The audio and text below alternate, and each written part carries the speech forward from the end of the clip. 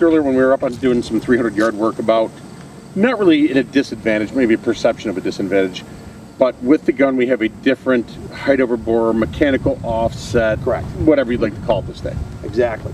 So it's an advantage, but it's something you have to also be aware of is, because the bore, the barrel is in line or lower in the receiver, between the bore and the actual sight itself, you have about 3.9 inches of difference. Okay, so we're looking at almost another good inch and plus difference. Inch and plus difference compared to the M4. So if you're used to doing about 2.5 inch offset, that's going to change, especially when you're doing close work. That's important for a variety of reasons, guy behind cover, trying to work that round specifically where you need it to go, and making sure you're putting it precisely where it needs to be, because everything that we do has got to be precise. Correct. And we're responsible for every round. Absolutely.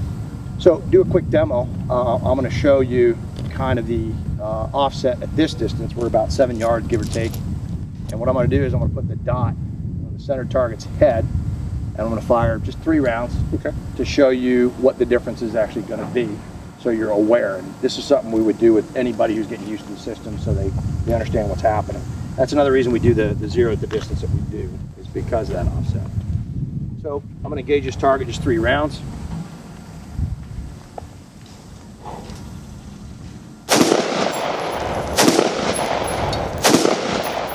And as you can see, I was aiming right between the guy's eyes, right between the eyebrows, and I got 3 rounds right in his top lip. That's exactly what I'm talking about. That's big difference. It's a big difference. Which can be critical. Yeah, that's critical. It is critical, especially if depending on the size of the target that you're trying to engage, and what he might be behind or she might be behind. That's kind of important. Way important. So what we're talking about now, so you were talking eyebrows basically at that point was put them in the upper lip. So now we understand we probably have to be holding about mid-forehead line. Yes. To deliver precise shots. Exactly. So I'm going to do that next, because the sweet spot obviously is that area. So I'm going to aim basically just below the hairline, right in the forehead. I'm going to deliver 3 more rounds so you can kind of see what happens. And right where I want. That's what I'm happy with right there.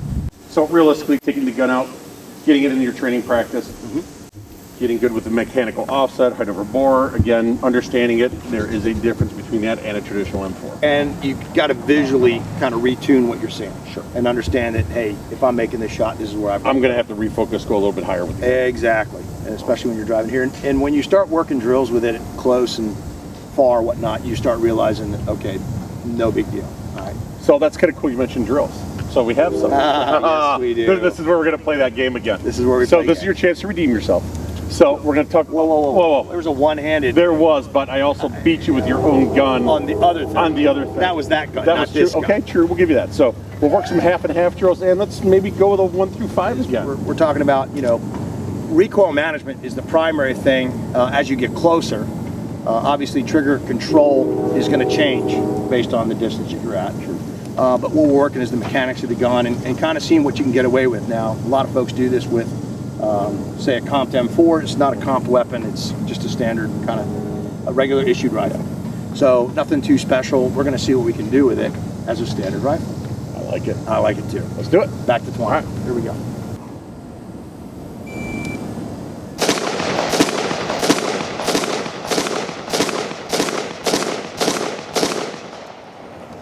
Looks like they're all in, and 691. Yeah, I'll take that.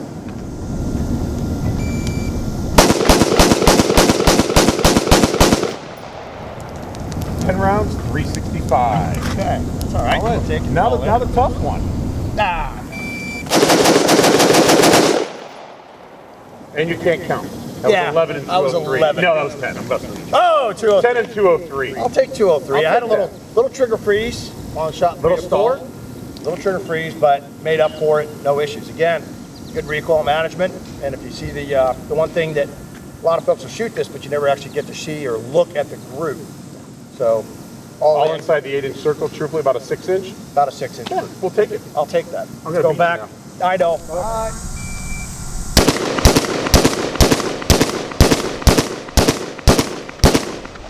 And 552. Take it. Bye.